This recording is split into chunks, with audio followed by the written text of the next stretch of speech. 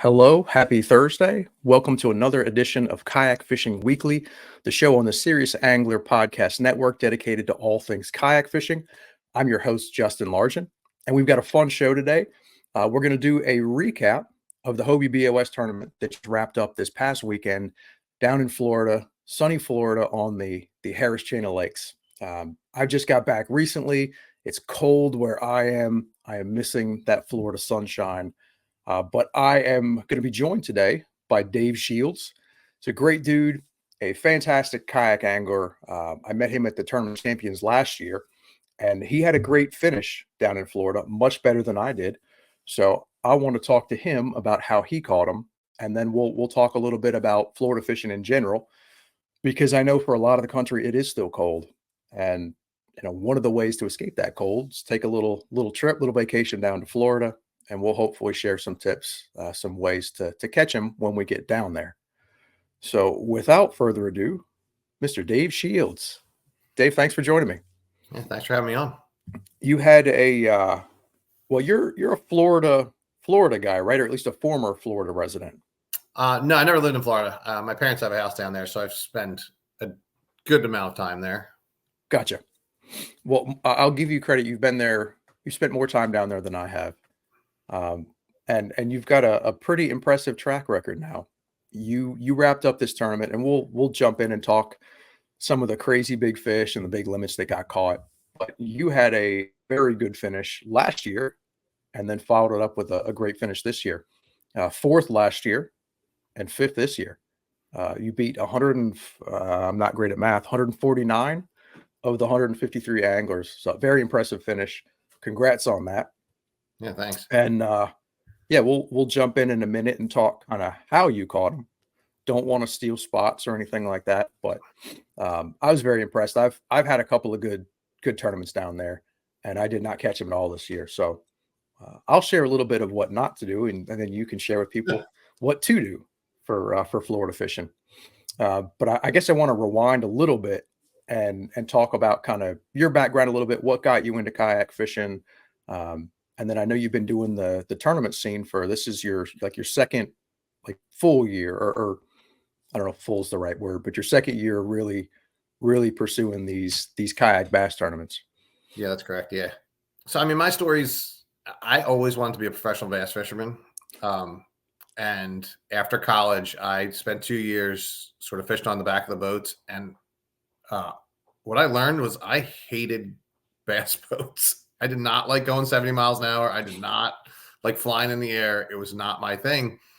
So basically, my dream sort of died because of that, my not liking of bass boats. And then really 2 years ago, my first tournament I fished was Winnipesaukee Hobie that you won. And the kayak aspect was great for me. I had kayak fished a lot in Florida for redfish. I used to fish on an IFA tour.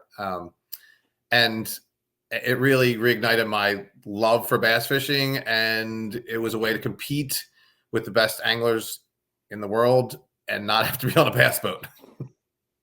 My issue wasn't, I definitely didn't like those runs, because I did some co-angler tournaments in the FLW, I guess when it was FLW, some BFLs, and I never did great, but it was the running across the lake when it's choppy and just the jarring, exactly, yeah. not fun at all. But my bigger problem was, I had one on the St. Lawrence where we went on to Lake Ontario, and literally the whole of the boat broke because we kept landing so hard. That's like, yeah, that is the end of this for me. Yeah, and my bigger problem is that the bass boats, and it's only gotten worse. They only have gotten more expensive. So props to the guys that can afford them, but I cannot afford $100,000 bass boat to go chase fish in. So yeah, that's kind of why I'm in the kayak space too. I'm interested in the saltwater tournaments though. How do they compare to the bass tournaments? Is it species specific or like biggest fish? A lot of those, how do they score them? It was similar, except it was most of them. The national ones were one redfish and one spotted trout. And it was length. and you had to have a bit bigger board. They didn't have to be slot. So like the redfish are slotted at 28 inches, but they could be over slots. That didn't matter since, again, we were just letting them go. And it was just combined length between the two. And there's one that I do in Southwest Florida that is snook, redfish, and trout, and combined length. Again, one of each. Cool. And what are the turnouts kind of similar to a Hobie, a KBF, a Bassmaster? So, I mean, this was like, I'm trying to think, it was probably like 2015 to 2018 before the tour folded. It would be about 50 anglers per event. I'm not, I guess I consider myself a bass fisherman first. I love to fish. I like to catch other species, but if there's bass around, I'm typically chasing those. But I got a chance to do a little bit of saltwater fishing after the BOS tournament, and I see why guys like it. Those fish bite hard, and a lot of them taste, in my opinion, better than the freshwater fish do. There's I got a little taste for the saltwater, and I'll definitely be back chasing some of those saltwater species. Yeah, I mean, the area I like to fish, I'm in a kayak in literally a foot of water, and you can physically see them. So it's not too dissimilar to the way you like to bass fish. Gotcha. Yeah, I love getting up shallow in the dirt and looking at them. It's right. Something about seeing them is, and there's some guys I'm blanking on the names. I think Summertime Outdoors is one of them. Like he's got some awesome footage of just going back in those super shallow flats for redfish and snook and just catching these monster fish in skinny water. It looks like so much fun. Yeah. And you showed me a picture. I saw a pretty big snook that you landed. I caught that one last year. Yeah, on a river down there. It's called Stera River, and I physically saw 8-pound bass, and then caught I don't know what that snook weighed, was 40 inches. So it was a cool spot. Yeah, for me, I know a muskie. I've never caught a trophy muskie. Like we have some in the smallmouth rivers around here, but a trophy muskie is considered 40 inches. So I'm just picturing, picture a great big old muskie, only it's a snook. Right. On light gear, 15-pound test with, the only problem with snook is they can cut you. So you got to have a little thicker leader, but they're fun. Gotcha. Well, let's jump into Florida a little bit. For anybody that wasn't paying attention on social media, I want to talk some of the numbers because it was an impressive field, impressive stats anyway, some monster bags and some monster fish that got caught. So I want to give props to the guys that did well. Blake Abbey won the event with 199 inches, very consistent both days. Ewing Minor, maybe some of you guys have heard of him. He's fished a tournament or two, lots of winnings, lots of hardware. Second, 190.25 inches. He actually won last year, I think by 18 inches, if memory serves. And then Russ Snyder's 185 inches, third place. Another guy, I feel like I've seen that name before, time or two. And then one of our fellow MAKBF anglers, Trey Leach, rounded out fourth place and actually earned a TOC berth, which did you know that Hobie was doing that prior to the getting down there? I did know. Aaron Fetterman, who also did well, let me know. He's like, "Oh, if it gets to 150, we're getting 4 automatic spots." And I was like, "Oh, that's great," because I was 4th last year and I missed the automatic spot by 1. And then this year, of course, I come in 5th and missed the automatic spot by 1 again. I wanted to highlight that, like, not to rub salt, but that is impressive. And how close came both years. I mean, you're talking a quarter of an inch both years difference between automatic qualifying. I mean, that's one bite, especially with how big some of these Florida fish are. It's very impressive, your track record, again, overall, but especially down on Harris. I do not want to compete against you next year. So if you don't want to sign up, you're not going to hurt anybody's feelings. But I hope Hobie goes back, and I feel like the turnout was really good. And I have a feeling we'll be back, even if it's not next year. I can't imagine that there won't be repeat trips to Florida. But I mentioned Trey was 4th and snagged that last TOC berth, and then you rounded out 5th, 175.25 inches. Very impressive. So I'm curious because I did not catch him like you did. I made a I took a calculated risk. I wanted to go sight fishing. I like to sight fish. And I feel like I've had some of my most fun days on the water sight fishing and also some of my most frustrating days. So, sight fishing. And this was more the latter. I struggled, did not do well at all, but you smoked him, dude. So how do you do it? I feel like our styles are a little bit different for Florida, but like, what were you throwing sort of technique wise?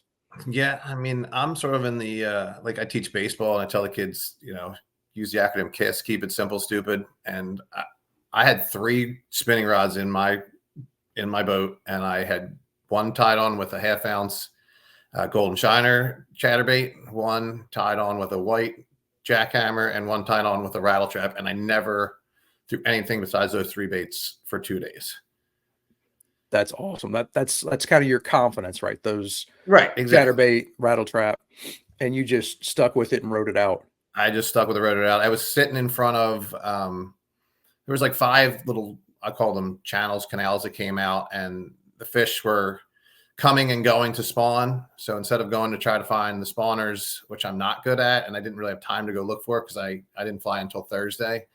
I just figured, I mean, they're going to be coming and going, and they're going to feed after and before. So let me sit out in front of these, look for isolated lily pads. I did go off some offshore grass. But Jody Queen was out there and he kept hitting all the spots I wanted to hit. So I didn't feel like we both needed to do it.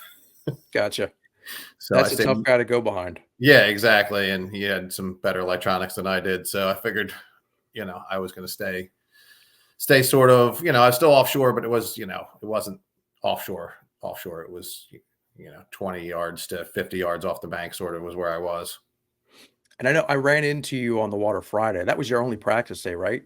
That was my only practice. I got on the water Thursday. I flew in Thursday. I had to rent a U-Haul. I had to go pick up my kayak from my friend who drove it down. Again, Aaron Fetterman, who I think we're going to talk about later. Yeah. So I did have a chance, and I had a spot on Harris that I did really well on last year. And I was like, I'm just going to go there, and it's going to be great. And it's going to be exactly the same as last year. And I got there, and the grass, I was worried the grass wouldn't be there. The grass was 9 feet high, and I could not get a lure basically through it to fish effectively. I did catch a couple. So I had to throw that out, and I had one day to figure it out. And I just sort of got lucky that I picked a good spot. Gotcha. I know being kind of a saltwater guy too, you like the spinning rods, but I've never thrown a chatterbait on a spinning rod. Is it a little bit stiffer rods? And are you throwing it on braid or fluoro, mono? So I'm throwing it on 15-pound braid with a 15-pound fluoro at the end, like a 2-foot leader sort of thing. And again, it's just what I'm used to from saltwater. It's a medium rod. It's not that heavy. If I had hooked a giant fish and he got in the grass, I would not have been able to get it out. But it was sort of just, again, it's comfort, it's confidence. And, I kind of just keep it simple. Like, that's what I like to do. That's what I'm going to do. I like it. I've had I've hooked some big fish with some slightly lighter gear than what I guess guys would conventionally throw around that heavy grass. And a lot of times I found the kayak just sort of gets pulled in there. You can just sort of reel yourself to the fish and try to dig it out. Yeah. And in some ways, I think that can almost work out better because you're not trying to rip the fish out of there, tearing a great big hole in his mouth and letting him shake himself loose. So I like that approach. It's different. I like your KISS, keep it simple, stupid. That it's impressive to me. It's encouraging. Like I know I've gotten in my own head a bunch, going to some of these tournaments, and I see, before I was running a motor, seeing guys, that can run circles around me with the motors, or see guys with the fancier electronics that I don't have. And I start to get psyched out. Like I'm competing against these guys. I'm not gonna, I need to, try something different, not try to compete in the same places where these guys are. But you're kind of proof that you don't need to overcomplicate it. You can take a couple things you got confidence with and get out there and smash some fish. Yeah. I mean, I'm a good grass fisherman, and I guess I figured that out in a year and a half. And if I can find grass and I believe there's fish in it, then I can catch fish. I will sit there and die on a grass patch if I think there's fish there. And I mean, more than not, there's 5 that'll bite, especially if you have, this spot I probably had a mile stretch. So it wasn't like last year. I probably had 100-yard stretch. So Gotcha. a good bit more grass to fish. And I did Okay. have a decent amount of people fishing there, especially the second day. I was a little not skeptical of the motors being added, but it did really spread the people out. We had 20 people launch with me day one, and really I had a mile of grass to fish by myself.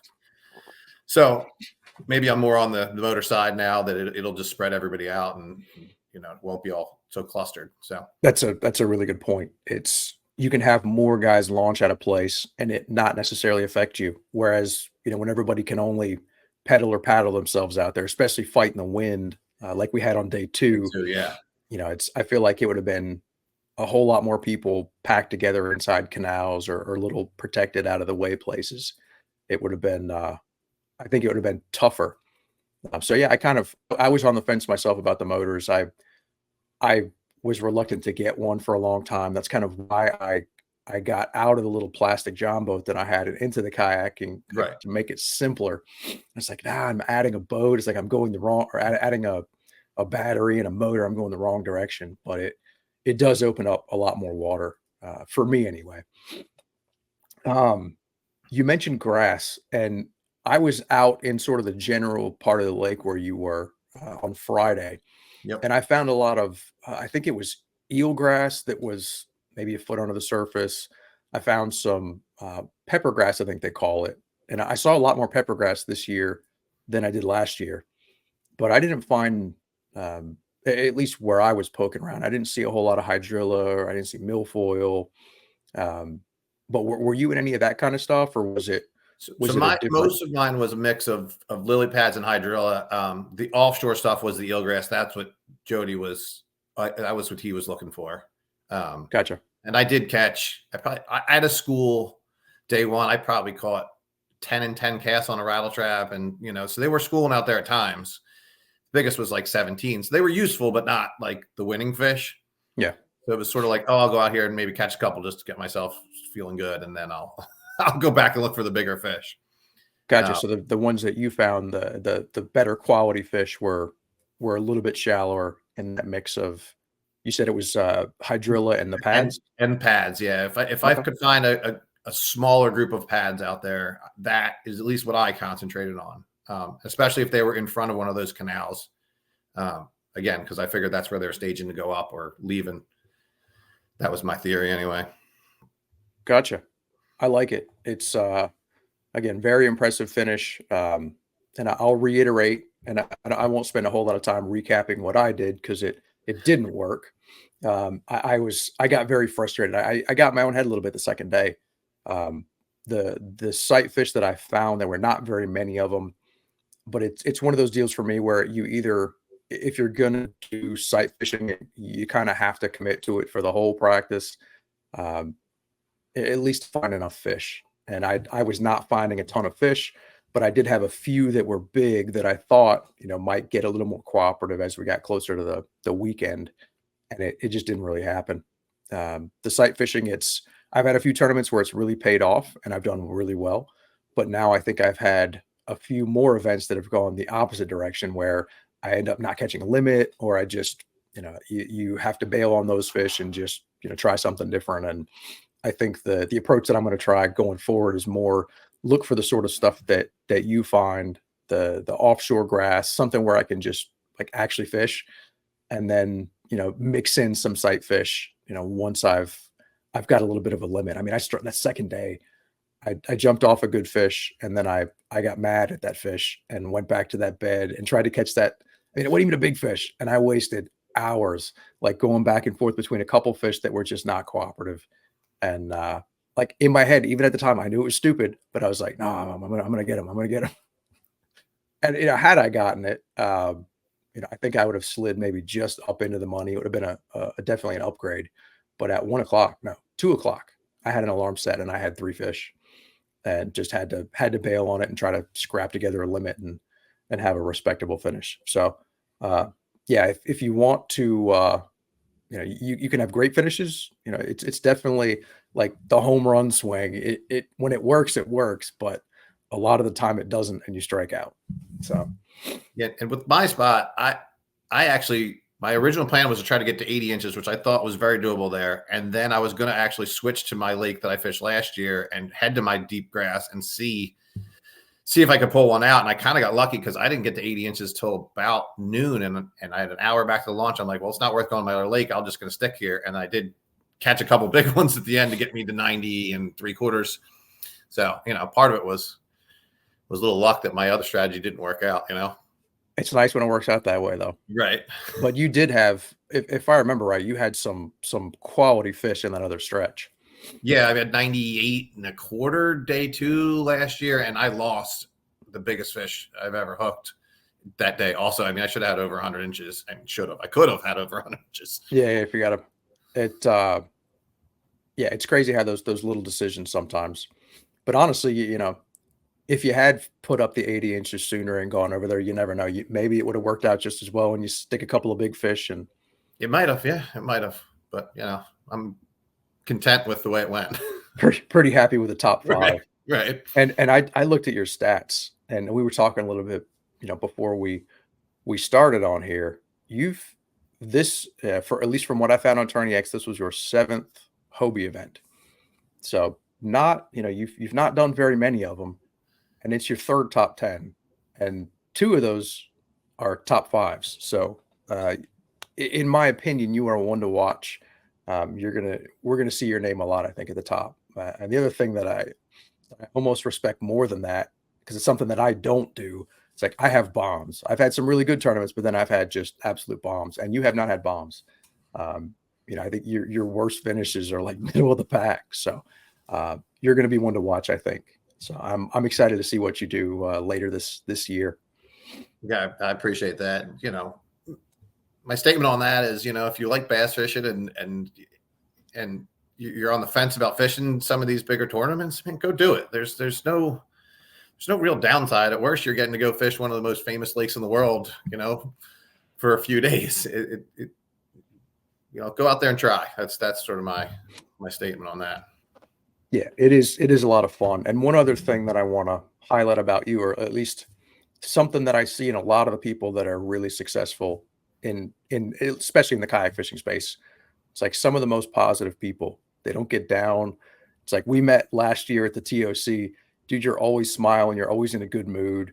It's like I never saw you like get negatively affected by bad stuff on the water. It's like is that fair to say? Like you shake stuff off pretty well. You have a positive attitude, a good mindset. I actually am a professional caddy here in Philly, and some people tell me I'm overly positive with when I'm caddying. I don't feel that way when I'm playing my own golf, and I think I'm more positive fishing. But yeah, it's a good fair statement that I'm a pretty positive person, at least when it comes to some things. I think it is. And it's, I mean, we all, get frustrated with a lost fish here or there, but like, whereas like what I did, I'll contrast me, like kind of just getting frustrated and making dumb decisions as a result of that on day 2. It's like, I don't think that you make that mistake. I think if, and you had some lost fish. Yeah. I probably lost 5 inches a day. So, it's actually still a little in my head on that. Like, why did I lose those fish? I mean, dude, sometimes they just come off. There's nothing. Sometimes they just come off, and I think I'm going to watch some videos of these people fishing this, and just something about Florida fish. I don't know. I haven't lost that many fish in a long time. So, gotcha.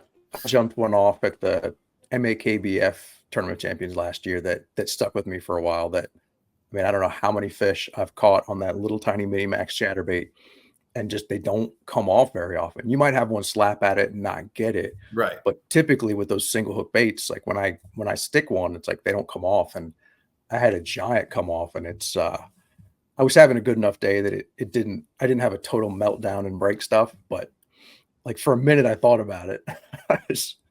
And I think that the guys that can shake that stuff off and just let it go, get back to fishing and keep it simple and have fun tend to do really well in this sport. Yeah, I lost one that was probably about 22 in front of a guy, and he's like, "Are you going to throw up?" I'm like, "Yeah, I think I might throw up." It's hard not to with fish like that. And I never had anything on that was that quality. So that losing that 17 incher um, should not have affected me the way it did. So that's something I got to work on, is just kind of, I don't know, maybe listen to some music or find some way to not take it so seriously, and let one little fish, one little fish ruin my day. But I want to shift a little bit and just talk kind of Florida fishing in general. I think our styles might be a little bit different, and I'll grant that you've got some more experience down there than I do. I've made a couple trips. This was my third trip to the Harris chain, and then I've made a couple trips to Kissimmee, and I did terribly both times at Kissimmee. So I've had kind of a mixed bag of results down there. But a lot of the country, you're up in Philly area. I'm sure it's cold there. It is cold. Yeah. It's cold here in Virginia. I feel bad for the guys who are even further north, Midwest. But for guys that maybe want to take a trip, maybe they've already got something planned. Maybe they saw the giant fish that got caught this past week, and they're thinking about making a trip down to Florida. I want to talk a little bit about, just some kind of general tips and ways to catch fish, if you do make a trip down to try and escape that cold. So my first one I kind of already touched on. I'm going to recommend that guys do not try to sight fish.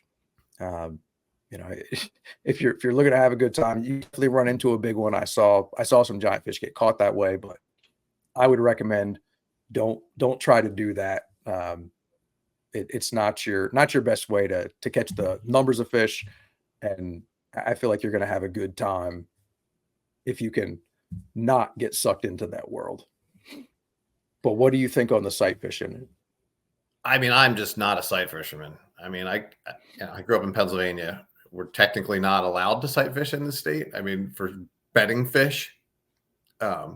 They've actually got laws on the books banning that? Yeah, I don't know how you're supposed to. Yes, but you're not allowed to sight fish for bedding fish. So I never really basically did it. So I don't sight fish. Okay. And again, we talked about everything in Florida looks good, which is hard. But you can break down lakes on Google Maps very easily. And I'm a grass fisherman. So if you find some fish in a grass patch, fish it thoroughly. There's more than one in that patch. It's not just a single fish living in that patch. And that's sort of the way I approach Florida. I'm just trying to find some grass that has some fish, and then I'm going to break down that grass until I find where the bigger fish are in it. That's sort of the way I do it. I like that. I completely agree. That was one of the most intimidating things my first trip down to Florida. It's just, you see pads, you see Kissimmee grass, you see the cypress trees with the Spanish moss. There's so much stuff that looks good, but it's not all good. And at least for me, a lot of it's just fishing. The times that I've done well, it's just fishing through an area. And then when I do get a bite, now I'm going to slow down and spend a little more time in that area, because they tend to group up. At least that's my experience down there. It's like you said, it's not just one. A lot of times you can find a concentration. I mean, you put up a lot of fish on Friday. It's like, I don't think I hooked one on Friday. I We were in think the same general area. Let's just say safely, I caught 90 fish in 3 days in that spot. Like, yeah. I mean, my arm still hurts. That's not including pickerel and gar. You got some of the gar. I was seeing a bunch of the gar.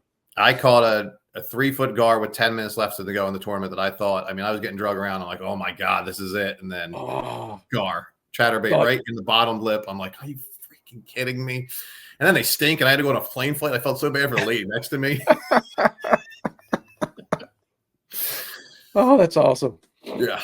Yeah, I got to experience that a little bit with the ladyfish. Oh my God, I hate ladyfish. They jump like crazy. It was fun to catch them. I'd never caught them before. Yeah. But yeah, the smell afterwards stays with you a little bit. Yep. So yeah, fortunately I did not have to fly right after catching the ladyfish. The other thing that I guess I want to get your take on this, like some of the best events that I've had, and most of my trips have been this time of year, January, February, when I guess we're in the spawning time frame. I know the fish spawn for a number of months in Florida, but I've caught fish that I know were spawning fish, just fishing slowly, dragging a worm around. Not necessarily the most fun way to fish, but some of the better days that I've had are just almost dead sticking a bait, pitching it into an area and just you know, counting and then reeling, pitching to another and just counting. Yet I'm guessing that is not your style. Nope, yeah, it's not how I fish. I mean, I watched like Nolan Miner's video from last year, and I watched how slowly he drug, those worms through those holes he knew fish were in. But yeah, it's not my cup of tea, so I don't tend to fish that way. But I know that's how. I think Jordan Welliver was rolling a 10-inch worm through some grass, and it's definitely a way to catch really big fish in Florida. Gotcha. And your style is more, you found that chatterbait, it seems to work everywhere. It's the way I feel about it. At the award ceremony, I mean, it seemed like 3 out of every 4 guys was like, yeah, chatterbait around the grass, chatterbait. I mean, not necessarily all in the same area. I think there were definitely a couple sections of the lake that were hot where a lot of the top guys were, but and it seemed like everybody was saying chatterbait. Yeah, and I specifically threw a half ounce. A lot of people are throwing 3/8. I just felt like I could rip it through the grass better and let it fall, and it would fall, a little further down in that grass to sort of make them react. I don't know if that really mattered. And I've been throwing that spike tail. It's actually not a spike tail. It's the one I throw is by Yoda. It's a Yoda worm, but I think that also helps that bait get a little deeper versus the Yakko, which is more of a kick versus just like sort of a flutter. Gotcha. I just think it gets the bait down a little deeper, and again, it's confidence. It's what you believe in, but that's how I fish it. And you said it's is it Zako or Yako? You're talking about the one that has the kind of the correct. Action, that's the one, like a little bit of a flange on the tail that makes it correct. That's to me what most people throw on the back of the chatterbaits or like a swim bait, whereas I'm throwing like a spike tail, which is now like Z-Man makes. Which is just like a pointy tail. Looks like a chatter spike. Yeah, chatter spike. Exactly. That's what I'm talking. Yes. Gotcha. I've been throwing that for longer than it became popular. Gotcha. Again, I think it just gets to be a little deeper. Maybe I'm crazy, but that's what I think you're right. I've played around with, Missile makes one that's very similar, and I go back and forth at times. Like there's times where I want to swim a kind of a bulkier bait over the top of the grass, but if I'm trying to get the bait a little bit deeper, that chatter spike type bait, right? Missile's got the spunk shad. It's basically the same mold as the Hog Farm one. Very, very similar design. Yeah, it's going to get down a little bit deeper. I feel like it has a nice, what's the word? Almost like a hunting action. Like when you stop it or pause it, it kind of goes crazy. It doesn't have this consistent, correct, pause. Mm-hmm. And I think that makes it, I think that might trigger some more bites. But I totally agree that spike style or pin tail or whatever you want to call it, that design is really, really good. It's been good to me. So I'm not surprised at all that's your approach as well. Yeah. And I hadn't seen anybody else do it, and then it was like the chatter spike came out, and I'm like, oh, darn it! Like that was my one thing I had. So do you ever throw the creature baits or something like a beaver style bait on the back? Or I will, if I'm fishing more like wood, I'll turn those sort of sideways because I feel like it helps deflect off the wood a little bit. Okay. So like horizontal? Correct. Or vertical. So okay. Vertical. Should I have it backwards? Maybe I have it backwards, but yeah. I just feel like it helps deflect off the wood if I'm throwing that. But okay. And it slows it down a little more too. So if it's in wood, I'm trying to keep it there a little longer. So those style, create a little more resistance. All right. And the last thing I'll ask is, I'm curious about the rattle trap. Are you throwing, because I know they make a bunch of different sizes. There's the great big 3/4 ounce ones for fishing the deep stuff. A lot of companies make half ounce, 3/8, and then you see some little tiny 1/4 ounce. It's like, are you, which end of the spectrum are you? This was the normal like half ounce. I forget which one I was throwing now. It was like the one, they call it a one knocker. I just bought it at the local bait store. I think it was called Brooker's. They had a good selection of stuff, and I was like, "Hey, give me a rattle trap," and that's what they handed me, and it worked pretty well. Awesome. A bait that you picked up like days before at the tackle shop.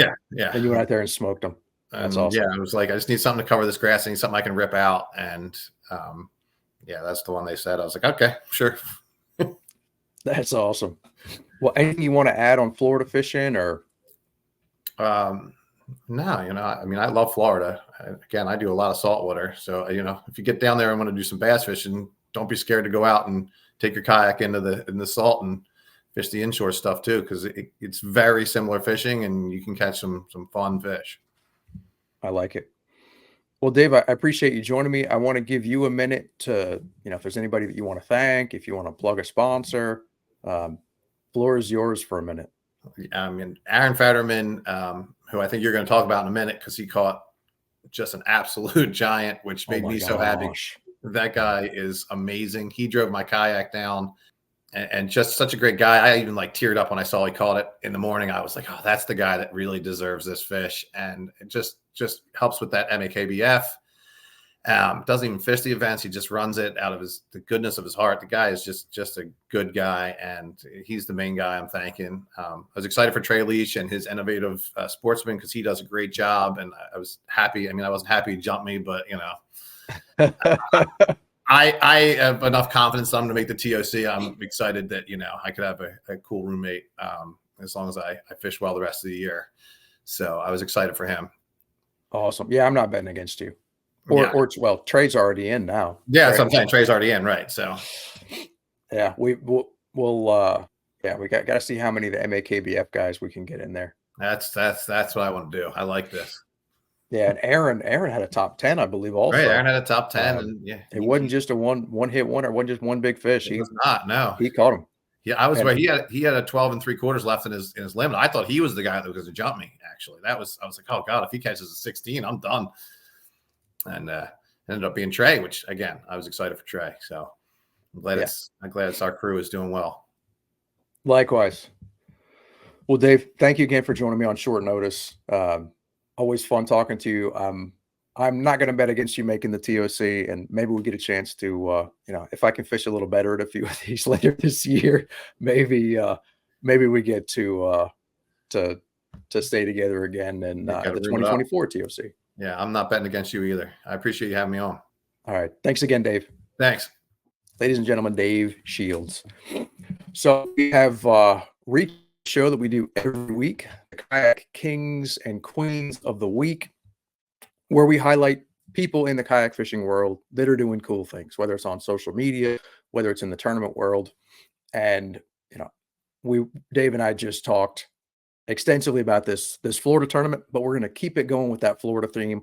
I wanted to highlight some of the folks that maybe didn't get quite as much shine as the top finishers from the tournament. So I wanted to highlight guys that did some pretty awesome things again, but did not get that top recognition from the leaders got. And I wanted to start with Aaron Fetterman. Like Dave said, he's the director for the MAKBF tournaments. I've gotten to meet him. He helped Dave out, bringing Dave his kayak down. He also helped me out, loaned me a catch board. I stupidly left mine at the campground, and Aaron hooked me up. So I'm glad he got some good karma or good juju from him helping me and helping Dave. He put up what is now the largest bass ever caught in Hobie competition, a 25 3/4 fish that he caught on day one. And if you want to hear the full story from Aaron, if you want to hear more information about how some of these other top guys caught their fish, check out the Hobie Facebook page. It was a fun award ceremony to be at, even though I wasn't getting awarded anything myself. It was good to hear how those guys caught them. And again, some amazing fish caught. But I think the most amazing fish caught during that tournament was Aaron's fish, biggest it's ever been caught in a Hobie competition. And I have a feeling that record is going to stand for a long time. Aaron was not able to get a weight on that fish, but just looking at it, the girth on that thing was insane. There's no way that was not a double-digit fish. And it wouldn't surprise me if it was 11, 12, maybe even bigger than that. But an absolute beast of a fish. Couldn't be happier. Couldn't have happened to a better guy. So our first king of the week, Aaron Fetterman. Second king, I wanted to recognize Mr. Hunter Hernandez. And Hunter put up an absolute monster limit the first day. definitely turned a lot of heads. 113 inches, kind of like Aaron. This was the largest single day limit ever caught in Hobie competition. Just an insane bag. I have yet to break 100 inches in a Hobie competition, and Hunter put up 113, an absolute monster bag. Now he struggled a little bit the second day, but dude deserves a lot of props for that day one. I have a feeling that that record is going to stand for a long time also. And then very similarly, my third king of the week is going to be Mr. Wyatt Hammond. And Wyatt, for folks that don't know, I believe this was his first Hobie event. He fished. I got a chance to compete against him at some KBF tournaments last year. He was actually the 2023 KBF Angler of the Year. He also won the Trail Series Championship.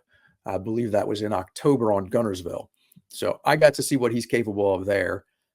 And he didn't put up quite as much as Hunter, but he put up 107.5 inches.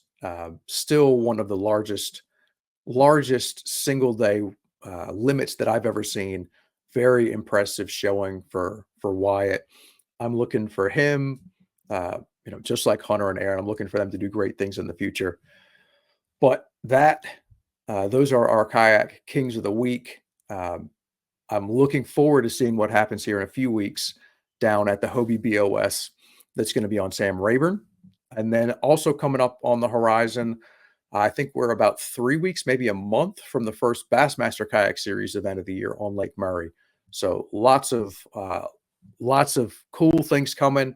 I know it's still cold for a lot of us, but we're going to be in some warmer weather very soon. Good luck to anybody that's traveling for those events. We'll be talking more about those here in the coming weeks. So thank you, everyone, for tuning in. That'll wrap up this show. If you enjoyed it, please check back next week, and we'll talk more kayak fishing. Thanks, and we'll see you then.